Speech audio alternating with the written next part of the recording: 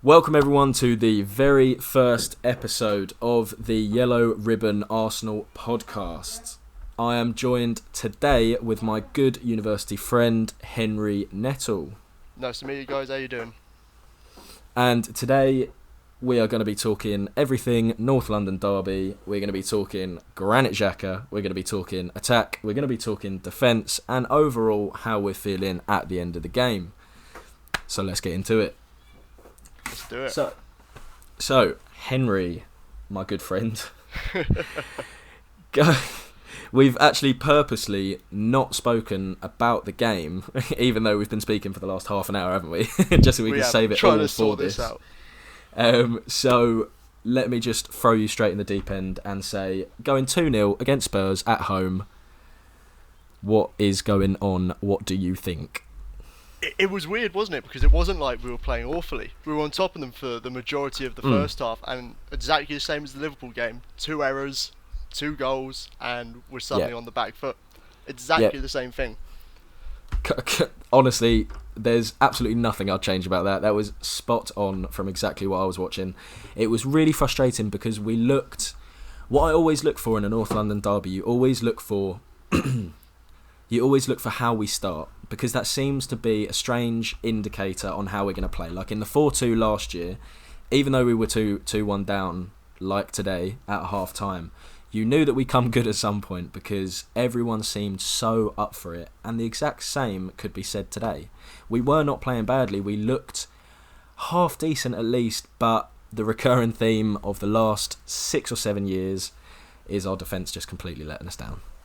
Yeah, it was horrendous. It was horrendous. 2 really stupid mistakes from 2 players that, we're expecting to be leading this team full of youngsters. The youngsters particularly looked well up for it. Maitland-Niles looked well up for it. Torreira well up for it. Guendouzi well up for it. And it was Xhaka and Socrates that made the stupid errors. Yeah, I think actually that's a really good point, because I think Ainsley Maitland-Niles goes under the radar a lot, but today I think he didn't put a foot wrong. And obviously it's clear to see for everyone what character that guy has, but I thought he was absolutely brilliant today. He didn't have an amazing performance. I just thought the maturity he showed, which his maturity looked years and years and years more developed than the likes of Granit Xhaka and Socrates today. Yeah, completely, 100%.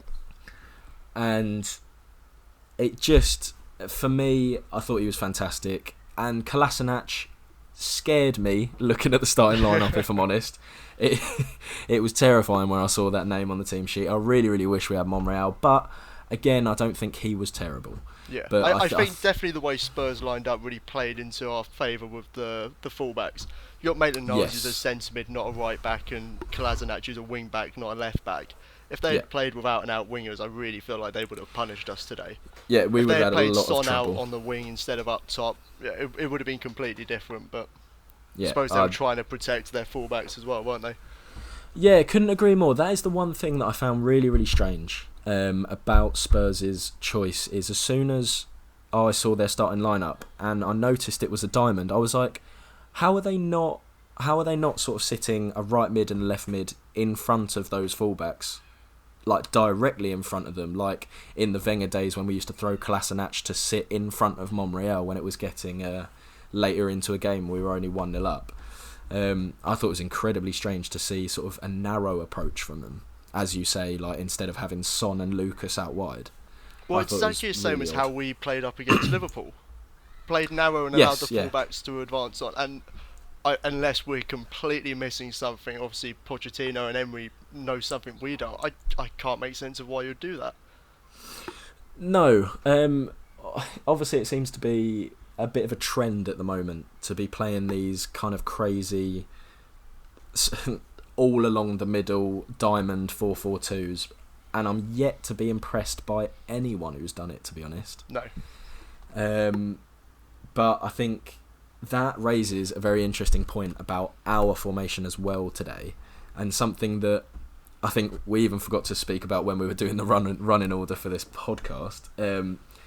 I found it really, really strange that I think we've all been screaming out for a 4-3-3 to emulate the sort of Liverpool, that sort of, to allow the 3 up top, the very, very talented 3 up top, to do what we want them to do.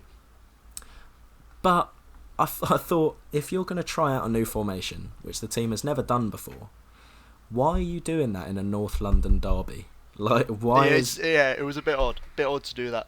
It was it just seems to be a recurring theme with Emery though, is that he chops and changes the formation, the system week in, week out. And for moments of the game, it was a largely positive performance, but for moments of the game it looked like the players didn't know what they were supposed to be doing, especially in midfield with regards to their defensive duties. You had Absolutely. Torreira playing as a right-sided centre mid, just didn't know when he was supposed to come back, when he was supposed to get up the pitch. It's a bit like Sarri last season playing Kante out on the right instead of in the defensive position. I was going to say the exact same thing. I was, as I told you earlier, I was talking to my dad on the way home from the game, and I said identically that. It was like, you've got an incredibly talented midfielder, but they're not going to be incredibly useful to you if you're not playing them in their position. That's like asking Danny Welbeck to play in centre mid and then asking him to get 15 goals a season. It just doesn't correlate. That's not what they're good at. Yeah, I mean, in certain systems I could see it working. If we're pressing them high up the pitch and staying on them the whole time, I think Torreira as a centre mid instead of in the defensive slot would work fine. But we were trying to absorb some of the pressure and then going on a bit of a counter instead of pressing them high up. The front three were definitely pressing, but it didn't seem like the midfield was set to do that. No, I completely agree. There was a couple of times where I was watching the match, and even with the people I was watching it with, I sort of turned around and said, where is our midfield? Like, I know it's there somewhere, but the entire span of the camera was not picking up a single one of our midfielders. It would sort of pan to us on a counter-attack, and it'd just be the front three completely on their own. Yeah, which was the issue with the first goal. It's like, yes, Socrates has made that stupid decision trying to beat Xhaka and the Spurs guy for the ball. Oh, God. But none of the midfield were there to track back and cover the hole he left. Yeah, and then David Luiz stepped up as well, which I don't know what he was trying to do there. He had two coming at him and decided to step up and go for neither of them. Yeah. You're wanting a Torreira to run back in and pick that up, and there was nothing at all. And I think for me, it's just, for someone so experienced as Socrates, to view that and to think it's a good idea to go up for the header. Obviously, we're talking about the build-up to the first goal.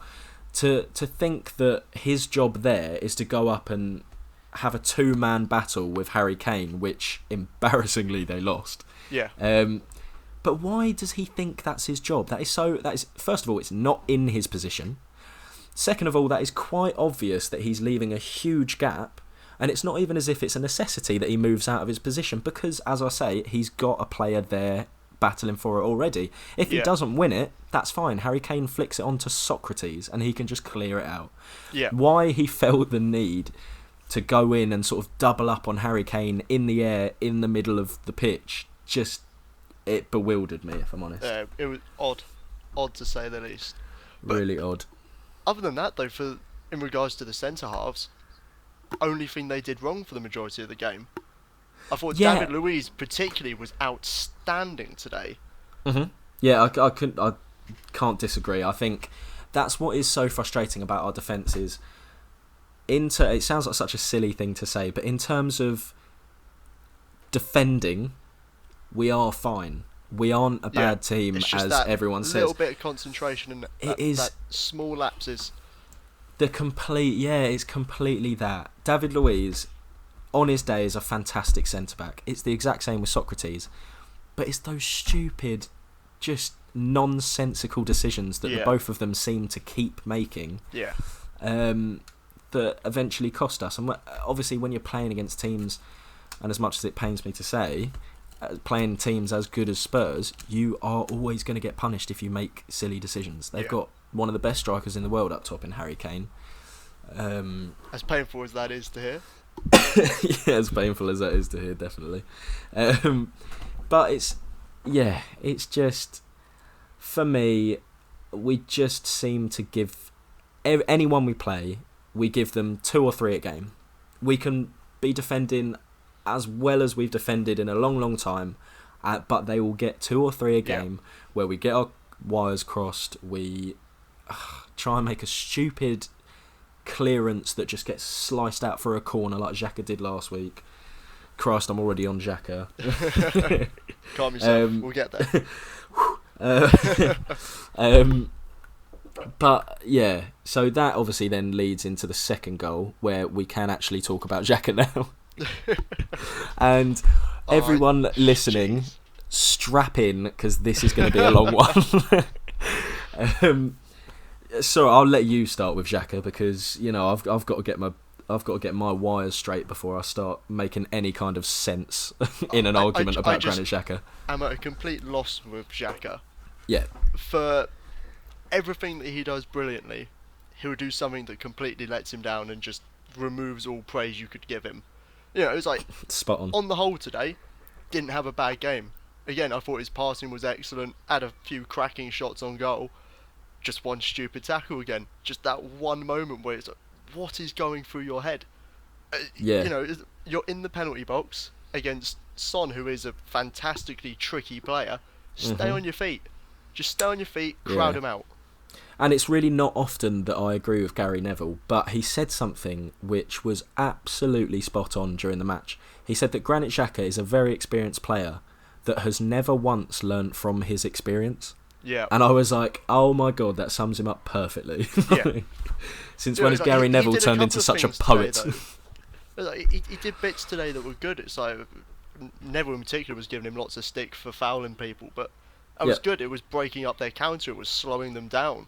Yeah. It's the exact same thing that people praise Man City for, is their tackling in midfield, slowing the opposition down, allowing themselves to get back behind the ball. He does that very well. It's just, I don't know if he sees red, I don't know what it is, but my God, does he let himself go sometimes. Oh, he makes completely amateurish Sunday League choices, and I think really what it comes down to is him as a footballer, he's fine. He's not great, he's not bad, he's fine. But he is not a Premier League footballer. No. There comes... And it's not exactly at why... this level anyway. No, absolutely not. And I think it comes to players... You've got Gonzalo Higuain.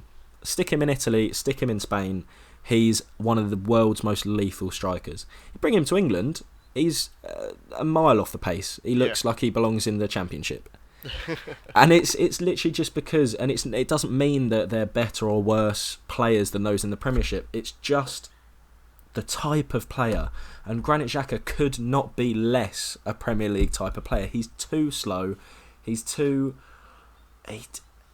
in every sense of the word. He's slow in terms of pace. His brain works at 2 miles an hour.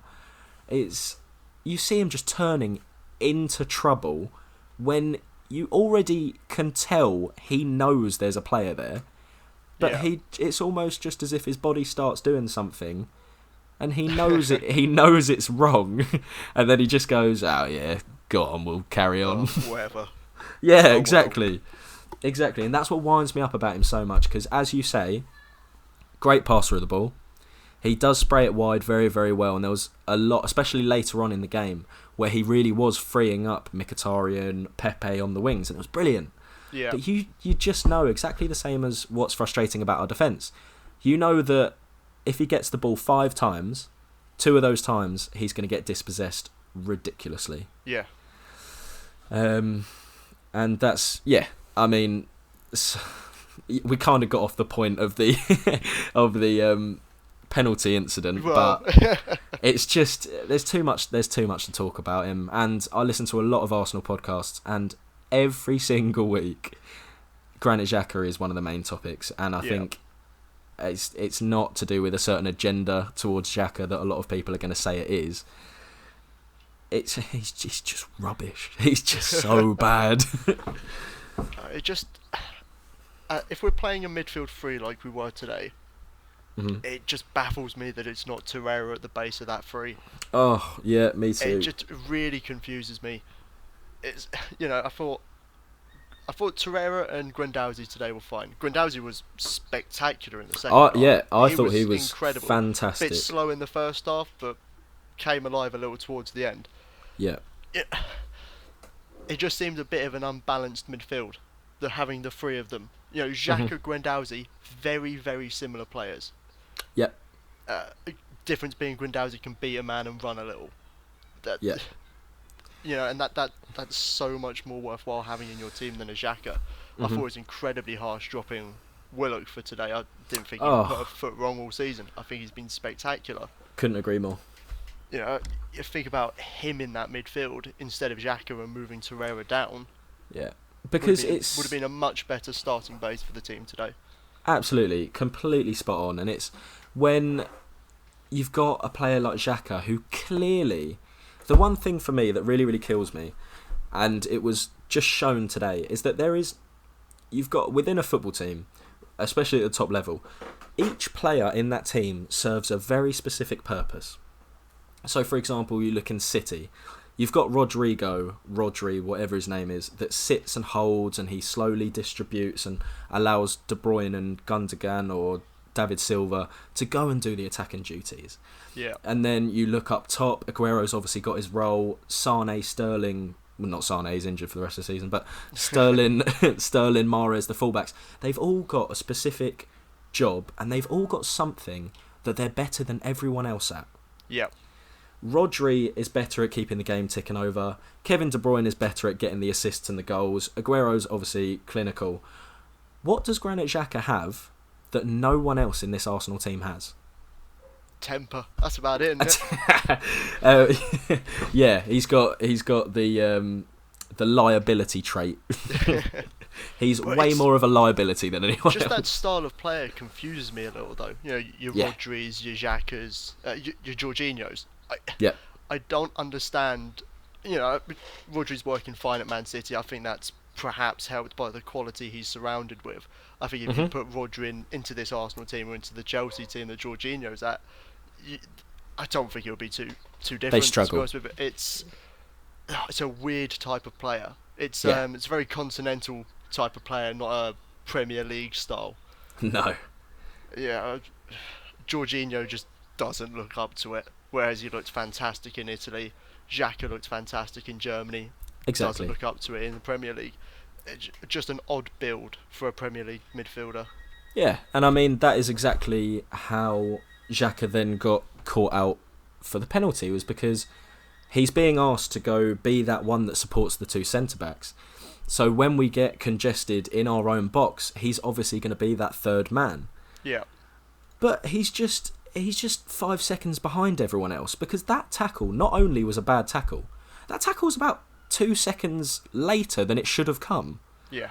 The ball had already gone. Son had already played the ball off, and somehow Xhaka just goes flying in. And out of nowhere, exactly. And it's just, for me, it's just sign time and time again. He just seems to be miles off the pace physically and mentally. And yeah, exactly. And then penalty, Harry Kane's not going to miss. Of course he does. No. Smashes it in the bottom corner. Gets his scheduled North London derby goal that really annoys me. Yeah, scheduled North London derby penalty. Yeah. But that is one thing actually that surprises me, is when Bernd Leno, don't get me wrong, he's a fantastic keeper. I think the first goal was, he could have done better, but he made some great saves today, so I'm not going to complain about him. But he came to England with this big reputation of being a fantastic penalty stopper. He hasn't saved one for us yet. Maybe it's something in the water at London Colney, because Petr Cech was the same. Yes, yeah. Do they not practice penalties? I don't know. Do they not study their opposition? I'm pretty sure Kane went the same side, same corner last year, didn't he? Yeah, I think, to be fair though, even if Bernd Leno's going there, I don't think he's stopping it. But you are right. Like, he should have at least. It was pretty obvious he was going to go there. Yeah, it's his spot, isn't it? Bottom left. It is, and especially he's not going to try something new in a North London derby, is he? No. He's going to stick to the old trusty. And then so we're 2-0 down. Fantastic, and it's as you said. It was really weird at 2-0 down, because it didn't feel like we were 2-0 down. We weren't playing like we were 2-0 down, and again, it's something we've struggled with a lot, is our mentality. Going down a couple of goals and heads going. Mm-hmm. They put their heads up, started going at them, kept going at them until they kept plugging away for the rest of the first half. which, to Emery's credit, you're talking about the change of culture we needed at the club. It's that you can slowly see that starting to happen in the way we fight for results more now. Yeah, because you can see under an Arsene Wenger's tutelage, that Arsenal team would have folded. Yeah. Same as the Liverpool game. It's like, conceded 3 goals, but they weren't playing like they conceded 3 goals. No, not at all. I think, and that is a good sign, because even when we went 2-0 down, a couple of years ago I would have gone, right, game over, brilliant. Yeah. But there was something in me, even though I was horrendously disappointed we'd just gone 2-0 down against Spurs at home. There was something inside that sort of kept me thinking, this game isn't over. Like, there's still something in it for us here. Yeah, completely. But it was, I think the difference today, you had your Torreira in there that relentlessly presses and chases down and gets the ball back. Lacazette, again, how many times did he drop back into the midfield, win the ball back and start the counter-attack? Absolutely. One of my favourite things about him is, like, does he put up the goals and assist stats of an Aguero? No. But he works. And I think if this front three of Lacazette, Aubameyang, Pepe is going to work, he's going to be a key role in that centre. Yeah, couldn't agree more, especially if we're going to go for the midfield three that sort of favours industry and drive and fitness over sort of a more finessed player like Ozil, Ceballos. Then we are going to need Lacazette to come deep and let the other two tuck in. He did the Firmino role, really. I hate to... I was just going to say that. It does look like we're setting up to be a B-Tech Liverpool. Yeah, and I think B-Tech is the key word. Yeah, the midfield three was very similar. The front three was incredibly similar. Your inside forwards on either side and your striker that plays more as a false 9. It's exactly the same. It's exactly the same. And I mean, even Pepe, you can see the shades of Salah there. Aubameyang, maybe less similar to Mane, but you can see what we're working with. We're working with two wingers that like to cut inside onto their good foot, and they do rack up fantastic numbers. Obviously, Pepe hasn't got a goal or assist yet, but... I think did he not assist Lacazette's goal? I think he might have got the assist for that. Oh, that's a good point. I'm going to get my statistics up, hold on. Yeah, I'm just getting my old flash scores up. Other football scoring apps exist. Are available, that's it. See, 2-2. I'm just bringing up 2-2. Yeah, he did. He got the assist. Hey, there we go. And Henry, what a fantastic segue. Segue? That's not the right word. What a fantastic transition into the goal just before half-time. Yeah. God, that was coming from the second minute, wasn't it? Oh, absolutely. We were on them relentlessly. Lacazette at the heart of everything positive up front. Really does pull everything together. He does. And, Jesus, a beautiful goal, wasn't it? I mean... The way he went past his man. It's one of those where that was the most Lacazette finish I think I've ever seen. It was that sort of... I've seen him hit a shot that well with his left foot before. Yeah, not with his left foot. I must admit that. If that was on his right foot, that's a perfect Lacazette goal. That sort of picking up the ball, facing away from the goal, turning in, sort of committing 2 or 3 defenders around him, but somehow getting out and just blasting it. Yeah. That's what I feel Pepe at the moment is missing a little bit. That willingness to just put your foot through it, test the keeper, see what happens. Yeah. But obviously that is to be expected. He's come into a new league and whatever, but take nothing away from Lacazette, because the footwork and the finish was sublime, and what a time to do it. He only scores important goals, because I really think... He's got a great record against the big teams, doesn't he? Really he has. He's got a fantastic record, and I think if that goal did not come, I think we're having a very, very different conversation right now. Because if we'd gone into half-time at 2-0, I think Spurs could quite comfortably have just sat 11 men behind the ball for the next 45 minutes. And our game plan, having incredibly pacey wingers and a bit of a false 9 in Lacazette, is that we want to get them in between. We want to get them in behind the centre-backs, in between the full-back and the centre-back. And you wouldn't have been able to do that if Spurs had just sat 11 men behind the ball. Yeah. So what a brilliant time to do it, and it just had to be Lacazette, who Well, the really reaction was great as well. It wasn't an over-the-top celebration. It was right, back to work. You saw him drag Guendouzi away. It's like, come on, keep going. Exactly. And I think that's exactly, and that is perfectly why, for me, he's my captain until Bellerin, Holding, Tierney, until they develop a bit more. Yeah. Lacazette's got to be a captain. He's only 28, so he's got another 3 or 4 years at the top of his game. Yeah. Which I'll tell you what, that's exciting. The thought of having another couple of years at the peak of their powers. Because I mean, Aubameyang, he's 30, but he hasn't lost a yard of pace. He hasn't lost a little bit of strength. Injuries either, so he's gonna keep. Touch wood now. He's gonna keep going for a number of years yet. He will. I completely agree. He keeps himself in such good shape. Yeah, I don't think his pace is going to drop off dramatically in the next couple of years. I think he will keep himself up there. Yeah, and he's a massive FIFA fan, so tactically he's going to be incredibly astute. But yeah, couldn't have come at a better time. Couldn't have been a better player to do it, and what a finish! Which I think will go under the radar a bit, seeing as I think we are all a bit disappointed about the draw. Yeah. So I do think that goal will go a bit under the radar, but that is a sign to Emery that man has to be. He's in our best starting 11. 100%. Aubameyang and him have both shown that they are the type of player, a goal out of nothing. Yeah. And that's what you want. It's exactly what you want, and Lacazette has to be there. As much as I love Aubameyang through the middle, you can't put Lacazette out wide. Off the left anyway. I don't think you completely lose Aubameyang by playing him out on the wing. Yeah, couldn't agree more. I think you saw today, particularly up against a makeshift fullback, the amount of fun he could have against them. Yeah, the sort of the frustration of the first half was perhaps that we weren't playing it down that channel enough to him. You saw how cautious Sanchez was to get out wide and get at him. Oh yeah. I just would have kept plugging away. Keep going down there until the mistake eventually comes. Yeah, he looked a bit like, with Davinson Sanchez up against Aubameyang, looked a bit like, at school where you've got that one kid who plays for like county and he's unreal, and then the rest of you are just bog standard.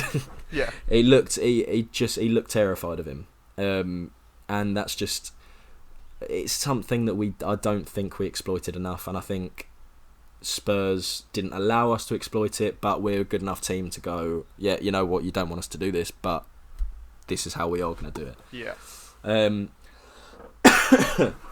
But that was half time at 2-1, and half time at 2-1 looks unbelievably more rosy than half time at 2-0. Yeah, completely. Yeah, what do you think Emery was talking to the boys about at half time? I don't think he would have tried to change much. I think it just would have been more of the same.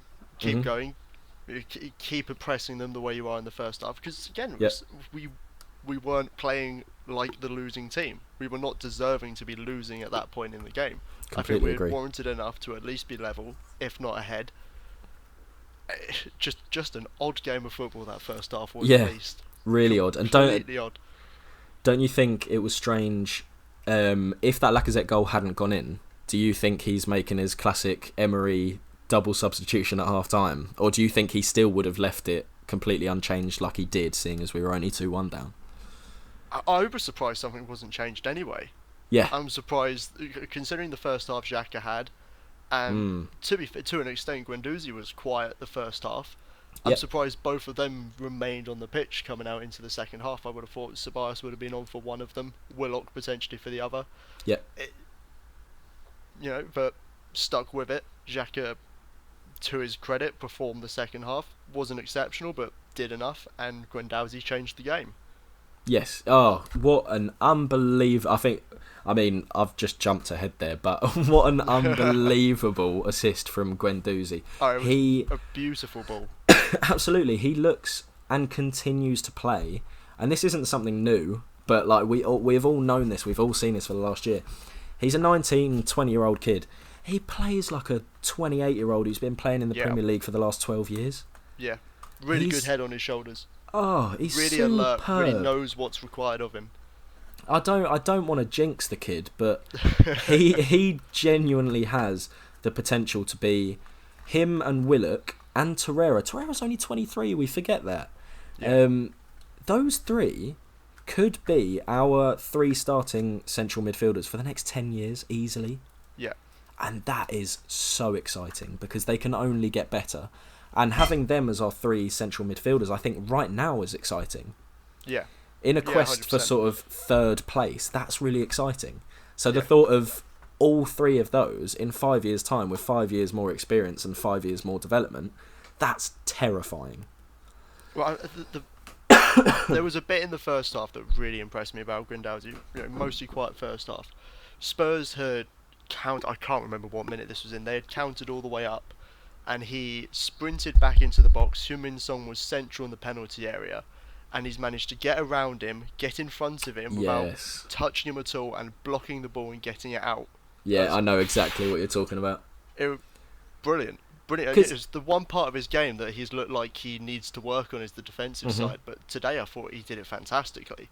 And you can just imagine it, and yes, this is absolutely a Granit Xhaka bashing podcast. It will continue to be it. Yeah. Yellow ribbon, yeah, see you later, mate. Granit Xhaka. I was about to say something rude then. But yeah, PG. Yeah, you can imagine that if Granit Xhaka was put in that same situation, even though he's 7 years older, with 7 years more experience at the top of the game, you can imagine him doing something ridiculous and pulling him back or tripping him over. But Guendouzi, the 19, 20-year-old, just went in there and went, nothing silly, get the ball, block the shot, get it out. And that's what he did.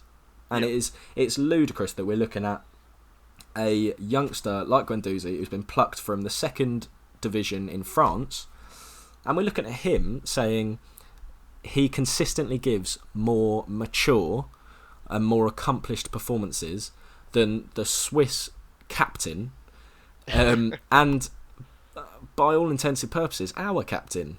Yeah. And it's weird that he hasn't. Sorry, changing subject. It's weird that Emery hasn't named his captain group yet. Yeah, we were expecting that towards the end of pre-season. I don't know whether he's waiting for. He talked about wanting an English player. I think we can safely assume that's going to be Rob Holding. Callum Chambers. Well, we'll get on to Chambers actually later. I'm quite interested about him, but the captaincy group, we've lost Monreal from it. We've lost Koscielny from it. I think that's why. Number one, who are the others? Why is he not? Has it been confirmed privately but just not publicly? It just seems a bit odd, doesn't it? That it's not something that has come out at this point of the season. I think it's one of those where they were acutely aware that players were going to be leaving between the start of the season and when does it close? Tomorrow, I believe the European. Tomorrow, I did think it was the 2nd of September. So they were acutely aware that was going to happen. So I think they knew that they didn't want to start going, right, Monreal, Carl Jenkinson, you're our captains, full well knowing that they were going to leave. Yeah. Which I think's a clever idea, but now it's finished tomorrow. Those 5 captains or 4 captains, whatever it is, I'm not a fan of the captain group, but that needs to be confirmed this week. Yeah. Because as much as it's not a ridiculous amount of uncertainty, and it's certainly not going to sort of shake up the group, it's something that it doesn't need to be a distraction. So let's just get it over and done with. Yeah. Remove any potential that has to be disruptive. Absolutely, and terrifyingly, it does look like it's going to be Granit Xhaka. Yeah. Oh God. Talk about leading by example. Christ. Like, they always spoke about sort of Gerrard, like he wasn't much of a talker, and you listen to all these podcasts with ex-footballers who are saying he wasn't much of a talker but he led by example. That is exactly what you need. Yeah, maybe Granit Xhaka's a talker, but he can't play football, so what is the point in him? Yeah, he could be the captain of the Arsenal quiz team or something, but we get Gandhi in if we need a talker. Exactly. Stick him centre mid, he could do a job. He's probably quicker than Granit Xhaka. Get his blooming crusty flip-flops on the pitch. Get his flip-flops out there, and I reckon we're looking a hell of a lot more mobile. But yeah, that as much as that is a terrifying thought, I think just get it over and done with, and then distraction out of the way. And again, I'm not saying that I'm not using that as an excuse for any of the poor results we've had at the start of the season. Of course not. But I'm just saying it's uncertainty that doesn't need to be had. Yeah. And yeah, it's it is what it is. I don't like the group, but you can't say that we've got that one standout member that you go, right, he needs to be captain. Yeah. Apart from Lacazette, but that is just my opinion. Well, it's a shame that we've lost Monreal in the sense that you want someone that leads by example, because he did week in, week out. Yes. You know, it was confirmed last night, wasn't it? His transfer to Sociedad. His tribute this morning on Instagram. Oh, it was lovely. For Arsenal 10 hours after a phone call from Cazorla. Oh. Yeah, when you're coaching young kids and you're telling them how to play, you just want players like him as the example. Yeah. You don't have to be the most talented player. You've just got to be the most hardworking. Yeah, and again, like in fear of sounding like a Gary Neville like fanboy, I'm certainly not. He again said something very interesting the other day, that you've got to have players like Monreal in every single title-winning team. There are players like Monreal who are not the best footballers in the world, who are not the flashiest players in the world. They're not going to score 15 goals or get 15 assists a season. But what they will do is give you a 7 out of 10 performance every single week without fail. Yep. And it's completely true, because what we've got in Kolasinac is the opposite of that. We've got someone, he will give us a couple of 8 and 9s out of 10 performances, but then he will give us some 4s and some 5s. Yeah. So just pray for Tierney, really. Hashtag pray for Tierney. I don't think this deal for Monreal would have been concluded if the news hadn't come forward in the week that Tierney's ahead of schedule and expected back in a couple of weeks. Yeah. And I think saw a couple of guys on Twitter met Tierney outside the stadium today, and he was saying he's about 2 weeks away from full training. Oh, so, beautiful. Yeah, international break, 1 or 2 games without him, and then slowly can start integrating him into this team. Yeah, I absolutely hate the international break, but it's the worst. It's the absolute worst. But an international break has never come at in the England squad, so we don't have to worry about them. Lacazette's not in the French squad, so there's no chance of him getting hurt. Exactly. Is Aubameyang going away with Gabon? Is he doing that? I'm not sure. Probably not. Let's assume no, because that makes us feel better. But yeah, never has an international break come at a better time, I don't think. Because that gives Rob Holding... Yeah. I think Rob Holding will be ready to go after this international break. I think Rob Holding's ready to go. They just didn't want to throw him into a game with this intensity, judging by what Emery said earlier in the week. And I mean, he's played a couple of 90 minutes for the under-23s now and come through that unscathed, so he's there. He is there. You're completely right. And I think, who have we got first game after the international break? Is it Sheffield United? Jesus. I might have completely made that up. I feel like it might be Watford. Oh, It is, it's Watford. Watford. Home or away? Away, I take it. Away to Watford. That's the only place we kept a clean sheet last year, away from home. So, 2 weeks today. 2 weeks today we got them. 2 weeks today. On Sunday again. Love a Sunday game, you know us. Oh Christ, we're gonna have to get used to it. But yeah, so I think never has an international break come at a better time.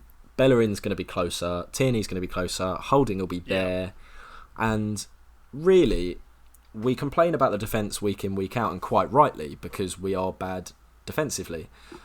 But in the grand scheme of things, 3 out of that back 4 are not going to be in that defence in a month's time. Well, if all things go well. Earlier when we were talking about the partnership of Socrates and David Luiz, again, quote Gary Neville. We are now a Gary Neville fan account. Absolutely. He was saying that Socrates makes David Luiz look sane. Yeah, you don't want 2 of those in the same team. Yeah, I think someone who is more calm and collected, either Chambers or Holding, alongside one of those 2 would be much better for the long term. Yeah, I do agree, and I think who would you take out for Holding? I'll take out Socrates personally. Yes, I think again, today some of David Luiz's long-range passing was spectacular. It just Yeah. adds another dimension to our team. Yes, absolutely. Yeah, couldn't agree more. Couldn't agree more. I think at the start of the season, well, I mean, when we confirmed the signing of David Luiz, I said that's a great signing because it's a stopgap, and he can sit there until Robbie H comes back, and then Rob Holding can take his place, and he can help us out in the Europa and whatever. Yeah. But he just is better than Socrates, isn't he? Yeah. And he's a lot better at playing out from the back. back. Pressure on a guy that's just come back from 9 months out injured. Absolutely. Yeah. I fully anticipate it's going to take him a couple of months to be putting in top end performances. Yeah. But you know, I think last season he was spectacular. Really, really impressive last season. Mm-hmm. Yeah. It just looks like one for the future. Yeah, and it's, for me, am I mental to say that even though we conceded 2 goals today, I don't actually think we defended that badly? No. No? It wasn't calamitous. It wasn't panicked. Yeah. Obviously with the goals, not ideal. No. But on the whole, there wasn't that normal panic every time any player gets near our box. Yeah, it looked much calmer. It did. I completely agree. And then, but that could just be we had chopped and changed our starting 11 so many times over the end of last season, the beginning of this, that we've got a back four that are playing consistent games with each other. Mm-hmm. Which can only be a good thing, really. Yeah, even if they're not the players that are going to be holding down those positions for the rest of the season, having that, those partnerships there if needed, it's got to be a positive, surely. Yeah, absolutely. And as much as, as you say, as much as they're not the ones that are going to be there, hopefully in 2-3 months' time, there is nothing wrong with having a second string defence, but they're getting game time together, because that is one thing that I hated about last season with our defence, is 1 week it was Mustafi and Holding, and then the next week it was Koscielny and Mustafi, and then it was Socrates and Mustafi, and that there was no continuity, and continuity is exactly what you need to, in order to get into the top 4, really, because that realistically is what our target is. 100%. I don't quite think we're going for the title this year. Barring a miracle. Leicester did it, so can we. But yeah, I think our defence, it's nice to see. I'm less stressed out watching our defence this season. Yeah. As much as they weren't great, and hopefully they learn from the 2 mistakes in the first half. I mean, there's not much you can do to compensate for Granit Xhaka's brainless activity. But yeah, there's not much you can do there, really. And I'm a lot less stressed out watching them defend. And then how did our second goal come about? The Guendouzi ball. Yeah, spot on. The Guendouzi ball. Unreal. The composure, the talent, the skill, the everything. That was outrageous. Great finish by Aubameyang, but we don't even need to talk about that because the assist was outrageous. Yeah. It took 8 players out of the game with 1 ball. Absolutely. And it wasn't on. It was not on in the slightest. It wasn't there to be done. It really reminded me of the teams we grew up with were the early Emirates teams, are the ones we predominantly. The old Alex Song chipped ball. Yes, is what that reminded me of. Straight through to the heathen Van Persie. Yeah.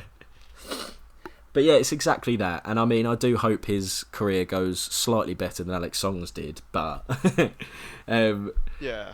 But yeah, I completely know what you mean. It's that sort of that trademark. Yeah, just see a runner chip it straight into the box, 1 touch finish, back of the net. And it's just, I keep bringing up his age, but it's just ludicrous to see stuff like that coming out consistently from a guy who's only just turned 20. Is that true? I think so. I think he's just turned 20. Yeah. Lovely, and he's gonna be outrageous. I can't compliment him enough. And that's one thing that I really, really like about our team this year is we're likeable. Yeah.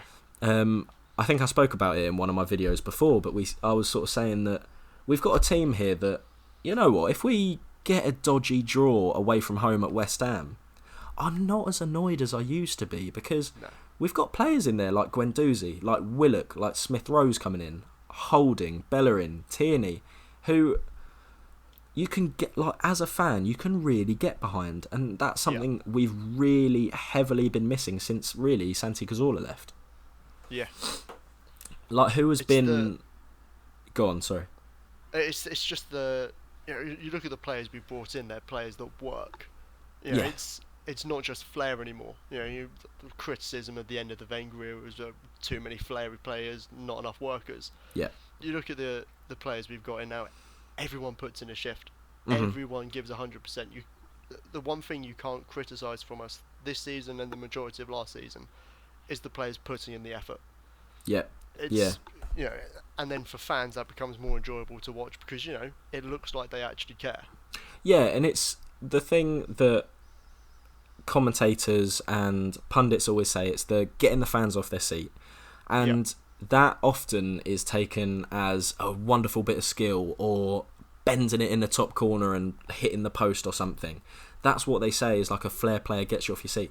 But you know what also gets you off your seat is watching Joe Willock when he gets dispossessed by Shelvey in the first game of the season. Watching him get up, sprint after him, crunch him, and then run away with the ball. That gets 100%. You up off you.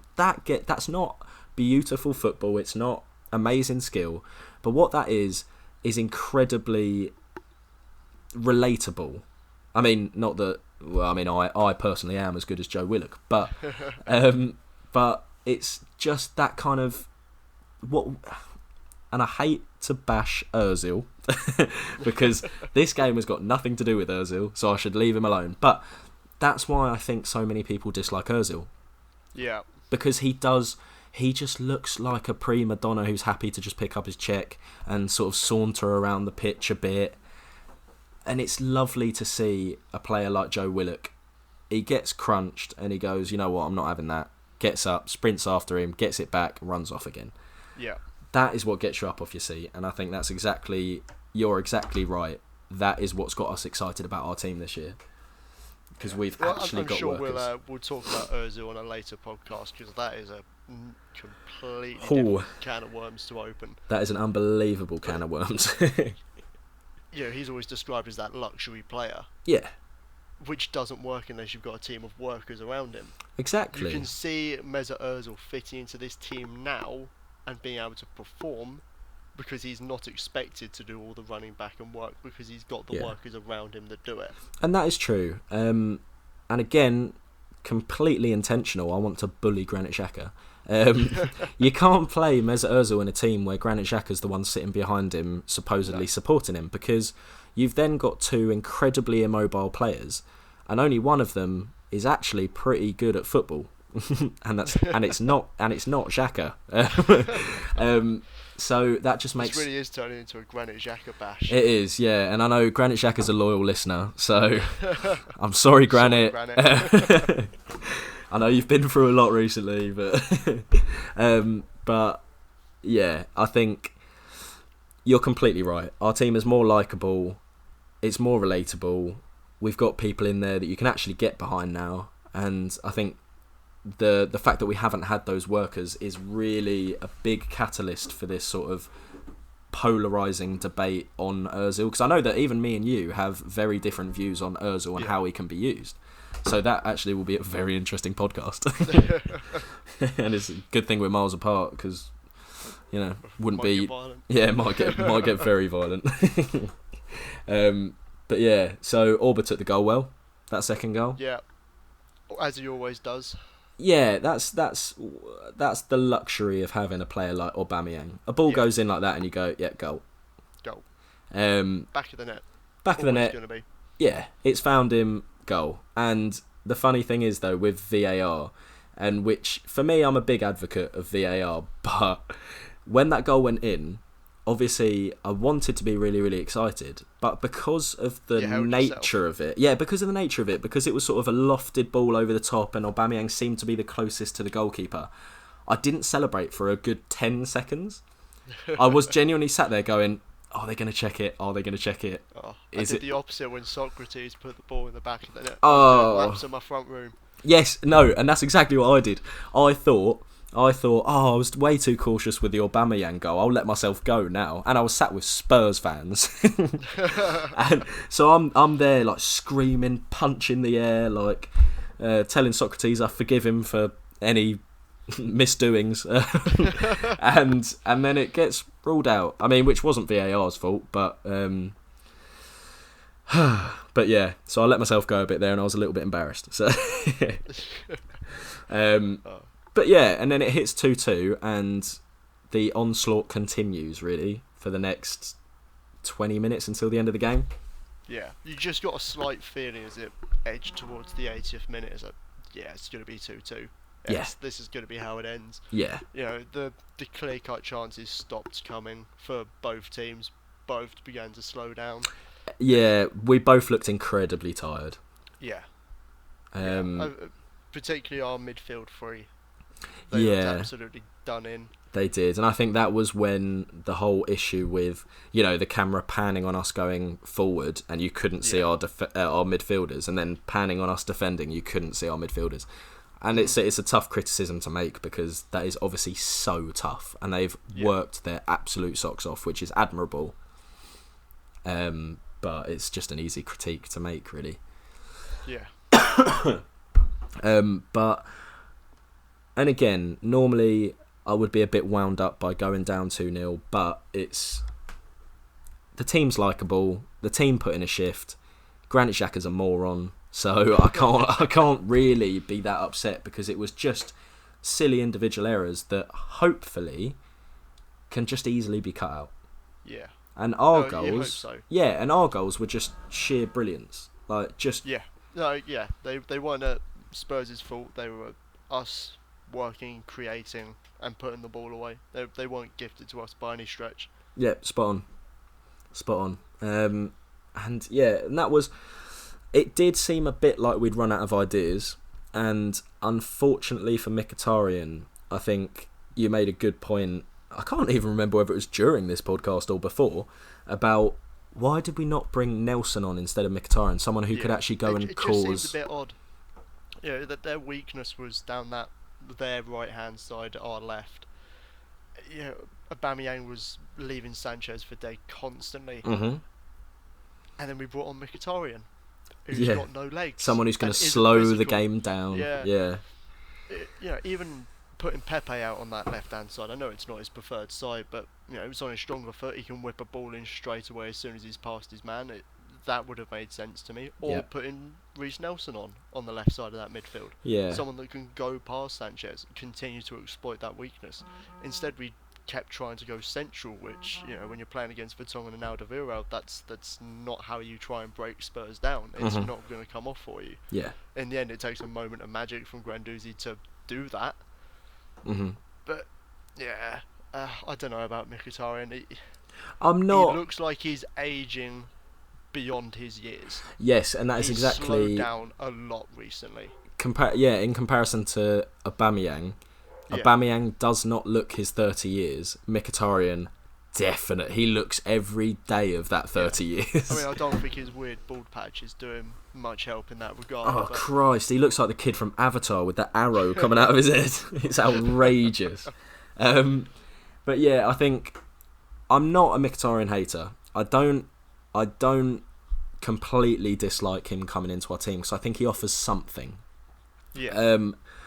And there were a couple of good balls that he played through to Kolasinac that I don't think Nelson would have had the sort of the experience and the composure to do. But perhaps that was the intention then, put someone on that can feed Kolasinac and let Kolasinac go beyond the man. Yeah, maybe so. But I do, in the same way, I do completely agree that putting someone like Nelson there that would have been able to run at Sanchez, because by all intents and purposes, he was also knackered. Yeah. So putting someone on and him having to deal with Kolasinac and Nelson trying to run past him, you know, coulda, woulda, shoulda. Like, it's one of those. It is what it is. It didn't happen. It didn't come off for us. But a 2-2 at the end of the day. There, in the past few years, getting a 2-2 would have felt a lot better than this, and I think that's a really good sign. Because I was disappointed that we drew 2-2, because it was what's the word? It was completely against the run of play. It wasn't what we should have got from that game. I finally went into a North at London our, derby confident. Yeah. Yeah, So, completely. Yeah, so to come out with a draw, I felt more disappointed than normal. It was a frustrating performance. I think that's the best way to summarise that game. It was frustrating. It's like, yes, we were very, very good, but there's just a little bit missing still. I know there's a lot of new players in that team, a lot of players that are yet to establish strong links with each other. Yeah. That front three, that's going to need time. To get that working, that's going to need a lot of time. You know, Pepe got his assist today, but still needs to get that end product going. Which, you know, he's proved he's got. It's not like it's something he doesn't have and has to develop. He just needs to find it. Yeah. And he's had two of the toughest games that you can have in the Premier League, away to Liverpool completely. and against Spurs. Like, home or away, those are horrendously tough games. And for Pepe to be flung into them and come out with an assist and no goals, I'd be pretty happy with that. Yeah. I am quite happy with that. Like, he's shown that, you know, the Liverpool game was a write-off. That was a bit of a free swing. He was playing out of position. But then this Spurs game, he came in, he got his assist, and he actually showed what he could do. So I don't have any issues at all with him, and I think he will get his time. And playing with people like Lacazette and Aubameyang, he's gonna get a lot of space, and he's gonna absolutely kill defenders this season. Yeah. Well, international breaks coming up now. To the best of my knowledge, I don't think any of the African nations have friendlies coming up because they've just come back off. That's a good point. Over the summer. Yeah. So I wouldn't have thought they'll be playing again just yet. So it'll be Aubameyang, Lacazette, Pepe will all be in training over the next 2 weeks. Oh, that's a very good point. Yeah. You know, they've got time now without having to focus on game plan from 1 week to the next. They've got 2 weeks where they can just focus on working with each other, understanding each other's play, and then we're hopefully going to batter Watford. Oh God, you can just see that not going well, can't you? Oh, Troy Deeney, here we go. Oh no. And then all the boys on AFTV who are mates with him being sucking up to him, sitting in his box again. Oh yeah, Christ! But I mean, if you're listening, Troy Deeney, we will take your box. Yeah, hit us up. We'll come along. That didn't sound right, did it? But yeah, so like overall, my thoughts on the game were that essentially we played well. I think if I was pushed to non-biasedly, let's go with that. If I was pushed to say who deserved to win that game, I really do think it would have been us. Yeah. On the balance of play, it should have been us. So I can't be too annoyed with the performance. I can be a bit upset with the result. And I think as long as Granit Xhaka does not turn out to be an absolutely key cog in our team this season, I think we can have a fantastic season. Yeah. It's positive, isn't it? It looks up for a change. Especially with the issues with some of our top four rivals. Our opponents today, Chelsea, United, they all look completely off the pace. Yeah. They look where we were 3 years ago. Absolutely. And I think what is brilliant about both of their situations, brilliant for us, is that they've both got two legacy managers there. Two managers that have got there purely because they're ex-players. So they have got to the point where at those clubs, at United and at Chelsea, they're not going to go sacking them because that is going to go down terribly with their fans because they're legacy managers. So the fact that Solskjaer and Lampard are not the top of, management tactically and just all-round quality of manager, that is going to stay. And that is for at least another year, I think. I cannot see either of them being fired before the end of the season, if I'm honest. No. I think if you had to put money on, you'd say Ollie's probably the more likely to go. Yeah. But I still don't think it's hugely likely. I think he'll be given at least this season. Lampard definitely will get this season. Yeah. Yeah, it'd be incredibly harsh even for Chelsea to sack a manager after they've had a transfer ban for 2 windows. And I think that's incredibly harsh. Yeah, I think that's fantastic for us because I don't think Frank Lampard is ever going to be a top manager. So the fact that they are going to have to keep hold of him purely because they're going to do it this year and they're going to say, whatever happens, we had a transfer ban, blah blah blah. Then next season, it's almost as if it's almost as if he's starting again. It's almost as if it's his first season. Right, you've had a season with some transfers. Here's your season, go for it. And they're not going to sack him during that season either. So I think Chelsea are going to be looking at, quite a while outside of the top 4. Yeah. If not, they're going to watch Wolves and Leicester sneak up on them. How much money their Russian sugar daddy throws at them next summer, doesn't it? I think they could spend a couple $100 million. I think he'll be gone. Well, still has his visa revoked, doesn't he? Something like that, yeah. And all the stadium plans have been not rejected, but they've been put on hold. I think Chelsea might become too much hassle than it's worth. That's all right, Abramovich. You can come chill with us. Be a silent investor. Although I'm sure we can do a detailed chat about the Kroenkes at some point. Oh, Kroenke in, yeah. Reason for optimism at the moment. Certainly Josh. Stan not so much. I think it's increasingly clear that he wants nothing to do with the day-to-day operation of the club. Yeah. And it's going to be Josh that is effectively the owner of this football club. Yeah. But it's been a good summer. First full summer under Kroenke ownership. I don't think you could criticise overly anything they've done. No, I completely agree. And I think what the misconception amongst Arsenal fans, and I'm absolutely culpable of doing this, is the whole sort of, we've got rubbish players in our team, therefore we haven't spent any money. Like, oh no, our owners are terrible. But that's not true. Like, we've just spent it horrendously. Yeah, completely. We are, I think, do you remember that season 2 or 3 seasons ago where we spent over 100 million in a transfer window for the first time ever, and we bought Lucas Perez, Shkodran Mustafi, Granit Xhaka, and who else came in that window? Oh blimey, that's gonna bug me. Like El Neni or something. I think he was January, wasn't he? El yeah. Neni? But yeah, we had a summer where we spent tons and tons and tons of money and just bought absolute dross. And that was nothing to do with Stan Kroenke. As much as I don't like Stan Kroenke, I think the idea was that he was always going to be a silent, owner. He knew that he didn't know much about football, so he just tried to get the best people involved, put them in place, you go run it for me, and I'll just do the money.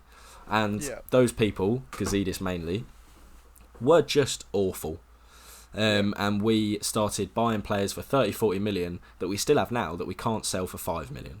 We bought Lucas Perez for 25 million and just about managed to sell him for what, 5? Yeah, well, I think it's increasingly telling. The fact that Mustafi's still going to be, unless something dramatic happens in the next, 24 hours from point of recording. Yeah. So hopefully Roma have come in for him. I mean, they went in for Chris Smalling. They've got to be desperate. Yeah, but that worries me, because that worries me that they've gone for a loan for Chris Smalling. So I think that then writes them off. That's them off the table, I think. Yeah, I can see him staying for the season. Unfortunately, or at least till January. But that's the thing. He can go in the Europa group stages and he can go in the Carabao Cup. It doesn't really bother me. Yeah. As long as he's nowhere near the Premier League team, I'm happy. Yeah, completely. But we've been going for an hour and 5 minutes. Do you want to call that? Blimey, yeah. Let's wrap it up. Yeah, lovely. That was thoroughly enjoyable, mate. Brilliant. Right, so thank you everyone so much for listening. Christ, if you've got this far. Thank you so much. You're either crazy or you left the room about half an hour ago. It's just accidentally continued playing. But yeah, thank you so much everyone. We are going to work on, if this becomes successful, we're going to work on getting it on sort of Spotify, the iTunes app, stuff like that in due course. But for now, we're just going to be bringing them out on YouTube and just talking Arsenal and having a bit of fun. So thank you everyone for listening, and we will see you next time. Cheers. Bye.